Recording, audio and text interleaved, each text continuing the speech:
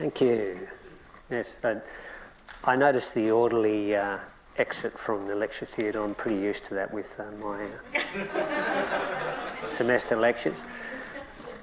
I'm going to chat to you today about a forum that we created a few years ago, about 6 years ago, that was developed or born out of what we identified was a need for students to actually make themselves more employable when they transition from university into the workplace. So it's a good one to follow on from the PAVE example, because a lot of the programs that we run in the communication and the media area are actually professional degrees, where students are studying for a particular role or responsibility when they go out into the workforce. So when they leave university, even though obviously at a undergraduate level we're trying to kind of have to get this right. Wrong clicker, so that's why that one won't work. Maybe this one. So we're trying to get students to be work ready.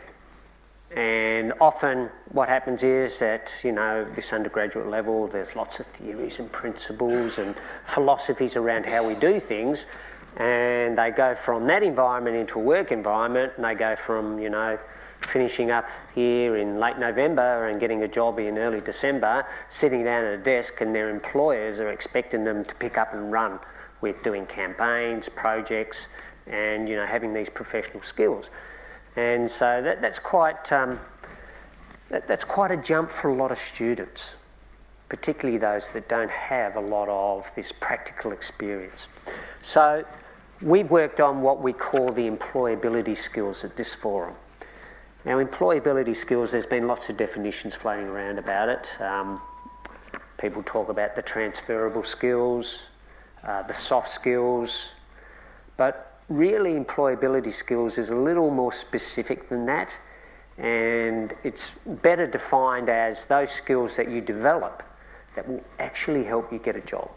So when you sit down face-to-face in an interview, or when you've done an internship, or you're doing some sort of professional placement, the skills that you display that your potential employees see in you are the things that will get you over the line, that will get you that job. So anyway, a quick look at the agenda of what I'm going to talk about today. What I hope to do, because obviously most of you aren't going to be interested in the nitty-gritty about the specifics of these forums and what the content is, but maybe I'll try and highlight for you and tease out those things that actually we have found have worked well in these forums. Bit of background. 2010, when we were still out at Lilydale, so the Bachelor of Communication still out at Lilydale, we held an academic forum out there, mainly for public relations academics, and just the theme that kept coming out and out as the day went on was this idea that students are actually a little bit frightened to take that step. Now, back in 2010, industry placements, professional placements weren't part of the course. They were something that could be done as an elective. So, you know, a student that was stepping out of a nice, cosy, warm, friendly, most of the time university environment, into the hard-faced, go work environment of something like a PR consultancy, were actually quite a little bit spooked by making that transition. And this was common to all the universities that were teaching these communication degrees at the time. It was a common theme that kept coming out on the day. So we decided to get together, form a committee, and we said, why don't we just hold a combined forum for all, at that stage we were talking about public relations students, but for all the PR students, why don't we have this forum where they can all get together and we can introduce them to some people in the networks from the industries. They can go and visit a few workplaces, and so that step won't be such a big transition for them. They'll feel a little bit more confident about the whole idea.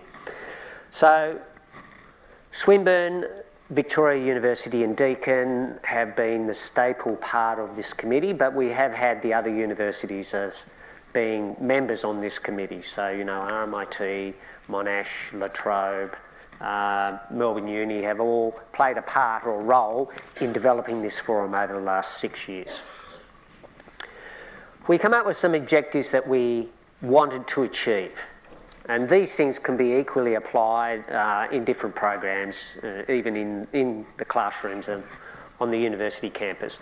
So basically, we wanted them to get to know people in the industry, so set up these networks in the industry.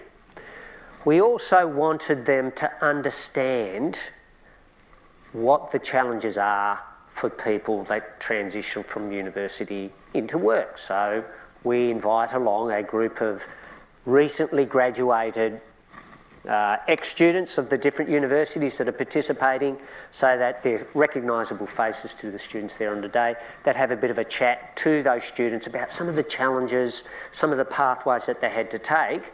And some of these pathways are quite extraordinary, how they actually end up in the jobs or the roles that they end up in, you know, 3, 4, 5 years after they've graduated. That the students can then understand, well, you know, if I don't get my dream job 2 weeks out of finishing university, it's not the be-all and the end-all. There are ways and means of going about getting a role that I'm trying to get. Visit operational workplaces, so actually take the students into consultancies, into agencies, into big corporations, even medium, small-sized businesses that are operating, where the floor is actually operating. So it's not contrived. They don't walk into a boardroom and share questions with other staff members. They go in there, they see what is going on in the workplace, on the floor of the workplace. So they've got a pretty good idea about what they're going to walk into when they actually get a role, say, in a similar situation. Obviously, case studies from the industries, and we try to pick out those ones that have been award-winning case studies so that they get an idea of what actually is expected and what is good practice and how to improve on those practices. Industry associations is a good networking opportunity for them, so they join things like the Public Relations Institute of Australia or the International Communication Association, so that they have already a list of resources that they can access that's going to help them when they actually get into these roles, and also know the people, because obviously people that are in the PRIA often will be people that are managing small PR consultancies. So if they know them through the association, then they've already set up that network and that connection. So what we're really talking about is building this social capital, so that a student doesn't move from here, from a student face, into a professional face and make that divide and leave behind everything that they've learnt, or not learnt, but everything that they've made in terms of networks at university, and suddenly be in a professional situation. So that social capital is something that transcends both the university side and takes them into the professional side. So the people that they know, the people that they met from other universities that they can ask questions of, the people that they study with that they can go back to once they've left university, keep those connections going, and they can, you know, develop now professional connections rather than just student connections. And more recently, we talk about these workplace-ready skills, which I'll talk a little bit more about in a moment. So the format, obviously it evolves every year. We like that idea of that conference presentation style in the morning. The students seem to like it. It gives them an opportunity to feel like they're in a professional surrounding, but also because they're surrounded by people at the same level as them, as other students or near graduating students, then they feel quite relaxed about asking questions, and and their questions don't seem so silly to them if they're at an actual professional conference. We deliberately schedule morning tea and lunch and post-day network drinks that all the students and all the presenters are at. So the idea behind that is that obviously if you might be a little bit shy about asking a question in front of 100 other students, but if you're there chatting over a cup of tea or a coffee and having a cake with one of the presenters, then you feel a lot more secure, maybe a little bit more safer in asking a question that is more personable to that person. So that's a deliberate ploy, and that seems to work really well. Small group visits to nominated workplaces, I've talked about that. The graduates are invaluable because, as I say, they're a recognisable face, but also they represent to the students where they want to be in 2, 3, 4 years' time. And these people hang around, and they always hang around, and they love taking questions, and they're really good at providing, you know, very practical answers that will allay the fears of some of the near graduating students. One of the things we introduced last year was this speed session, where we get the students to go to small groups, 8 groups. I think, Anthony, you were there last year, weren't you, at the groups? So what they're actually doing in these small speed sessions is they spend about 10 minutes with somebody that's got a fair bit of expertise in an area, like maybe preparing a CV, or here are the type of questions you're going to be asked in an interview, and here's the type of answers you should be looking for. Or how do you build your electronic profile so that people will find you, or so that they can look up information about you when you are going for roles. So they jump around these 8 different stations, get about 10 minutes at each, and that seemed to work really well, and it got really good feedback. And of course, there's the ongoing networks that are established. So there's the social media connections, there's the student hubs that some students set up between the universities or within their own universities, and of course, the opportunity for getting professional placements. How have we promoted it across the universities? Then the best way I have found is obviously that face-to-face engagement with the students that you're teaching that will be in second year or third year units in your particular degrees or your programs. There is this idea of being a member of the forum, so we have member universities now. They pay about $500. I mean, the dollars go towards the forum day itself, so the catering and the networking drinks. We don't pay, obviously, any of the presenters, not yet anyway. And so being a member university, it kind of encourages that university to get as many students along there as they can, because obviously they're making a financial commitment to the forum. And then we provide student discounts, things like early bird registration, or if you're a part of a member university, it costs you less to actually go to the forum. At the moment, early bird is $15, $20 for member universities, and $25 for non-member universities. And it's pretty good value because, you know, you get morning tea and you get lunch and you get networking drinks. So you're getting your money back basically on the catering anyway. Social media sites from previous years, we encourage students, if they want to know more about it, to go and have a look at that. We have set up Instagram and Twitter accounts, obviously, that students can then attach themselves to. We have an online booking site through Eventbrite. We also send out invitations to non-member institutions, and we're particularly becoming more encouraged by the amount of non-university students that are now attending the PR Forum or the PRMC Forum. And this idea that, you know, the professional communication student doesn't just actually work in one profession anymore. The industry is moving towards these media agencies. So there's a whole list of different skills that a professional communication student needs, you know, in design, in electronic digital productions, in advertising and marketing promotional skills. So these are all part of the new media agencies that are starting to evolve out in the industry that, you know, aren't specific to a particular discipline like public relations or to media industries. The evaluation has been a very important part of the process, obviously, because it gives us insight into what has worked, a bit like our student feedback surveys, but a little bit more kinder than some of the survey feedback that I get here on campus.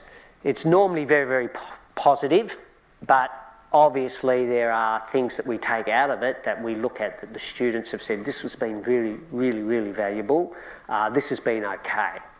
And so we try to keep the really valuable stuff, and we try to put behind us the OK stuff that could possibly be done back on campus, because we're really looking for stuff that the students can get value out of that they normally wouldn't get as part of their own programs at their own universities. So that's why the networking is so important as part of this particular forum. So up until a couple of years ago, we just used to have a chat to students, sort of do an exit survey of what they thought about the day. We'd keep a few notes on what was said. We'd encourage students to email us with any suggestions, so that, when we went back on campus, we talked to the students in the classes and say, what did you think of the forum? What worked for you? You got any ideas? Send us an email, let us know about it. But then we started to think, well, we're going to have to formalise this process a little bit more. So we started doing hard copy survey, exit surveys as of last year. And we found that obviously we got a lot more replies, but it was really heartening to notice that the replies were as positive as what we would have hoped they would be, even more positive than what we hoped they would be, but also the students had some really great ideas that they wrote down. So directly after the actual forum day, they would do these exit surveys at the networking drinks, pass those in, or they would do them if they were leaving the forum mid-afternoon, pass those surveys in, and the ideas were clicking in their head straight away. So that was a really important time to get the feedback, maybe not 2-3 weeks after it, when it's kind of dissipated a little bit.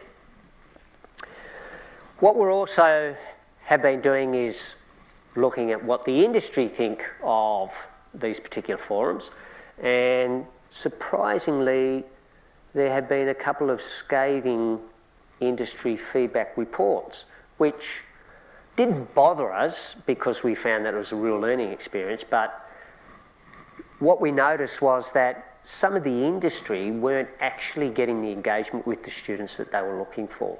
And so, as built into the new agenda for the forum this year, we're looking at ways that we can introduce the industries, the organisations to the students in a better fashion. So an example of that would be, one particular agency had 10 students down to come for a student visit, and only 3 of those students turned up. And that particular person didn't find those students very engaging. And so the feedback that we got was quite negative in regards to, well, what's the value of these student visits to the workplace? Whereas on the other hand, what had happened was that most of these students had gone to another agency where somebody had presented, had been really lively, engaging presenter, and they liked this person, so they went along to that particular workplace engagement session and didn't go to the one that they had nominated for. So that's just, valuable information, very practical and very easy to fix through some sort of systemisation. Future developments, well, obviously we want to keep evolving. We know that the industry's changing all the time, and so professional roles are changing all the time, and we want to make sure that the way that we present the workplace to the students is going to reflect that. Professional placements are really important. As I said 5 years ago, not every student did a professional placement. Nowadays, I'm finding, particularly with some of the professional communication degrees, students are doing 2, 3, even 4 internships off their own back. And these internships obviously are making them a lot more work ready, and their employability skills are improving through these internships.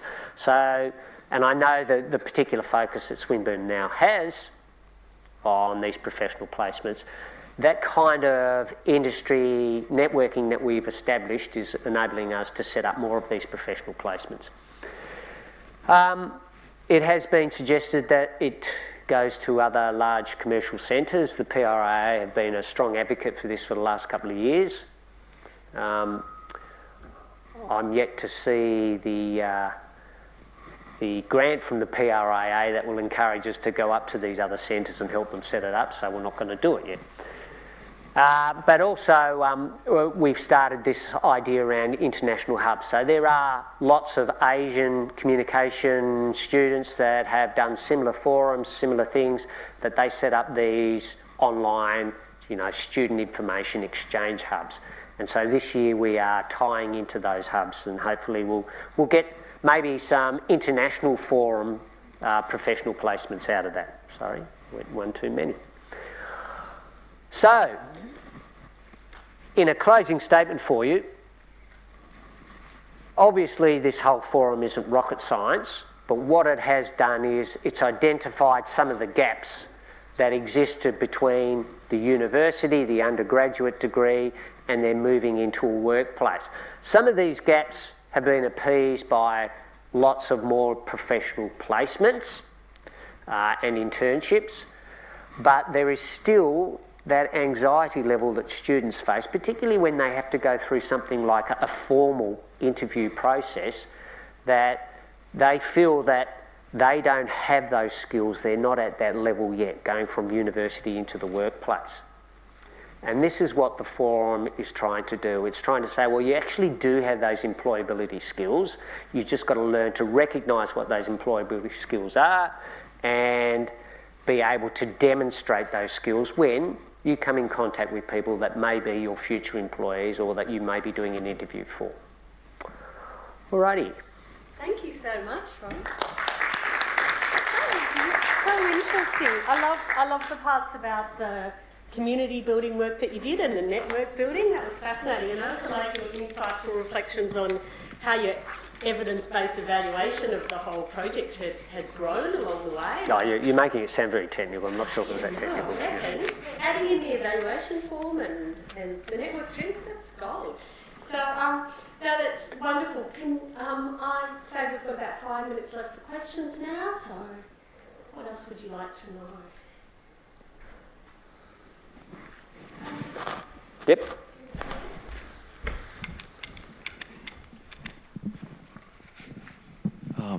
Thank you. I was just interested if you've got peer-to-peer mentoring going on, so the employers are reflecting on some of the issues, but do the students actually go back and reflect on the success of the program? Yeah, good question. What has happened through surveying the industry is that we've presented to the survey a series of issues that the students have identified that they have trouble with when they transition into the workplace.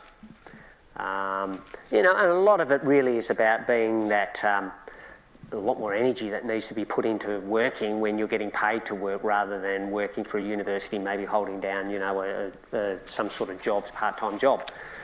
So the industry are well aware of what the issues are for the students, but the industry still have this idea that, well, okay, if you do an undergraduate degree, we want you to arrive on our doorstep ready to pick up projects, to pick up roles and responsibilities and run with them straight away. So there's still a bit of a gap that we kind of have identified, but I think those that have been involved with the forum, the industry organisations, consultancies and agencies that have been operating with the forum, now understand what those concerns are for the students, and it actually helps them with their induction process. Is that kind of what you're asking about? Yeah, just to expand. I was also interested in the culture, so when students share stories, because I really like the way how you've built the program with students in mind at the outset.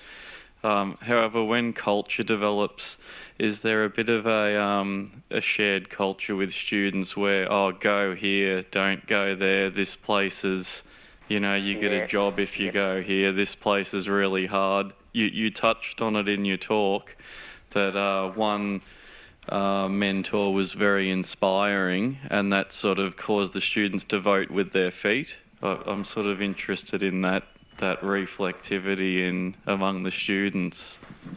Yeah, I can only talk of what my understanding experience of it is. I wouldn't say that it's a big issue. That was a kind of on the day, forum kind of thing that happened that students decided not to go to the particular workplace they'd nominated to go to for no particular reason other than the fact that they'd heard this other person speak that was really engaging and, you know, fun and, you know, had a lot of energy and was really easy to talk to, and so they decided, well, that's a better workplace to go to because I know that guy, rather than going to a workplace visit to an agency where they don't know who the person is. What we've done to counteract that this year is that we're actually having the agencies come in, and so at the morning tea and at lunch, the agencies will actually be there, not to spruik, but to just to be a face, a friendly face, and to talk about what their agency do, so that students then nominate in the lunchtime which particular workplaces they want to go and visit. So hopefully that'll break down that barrier a little bit.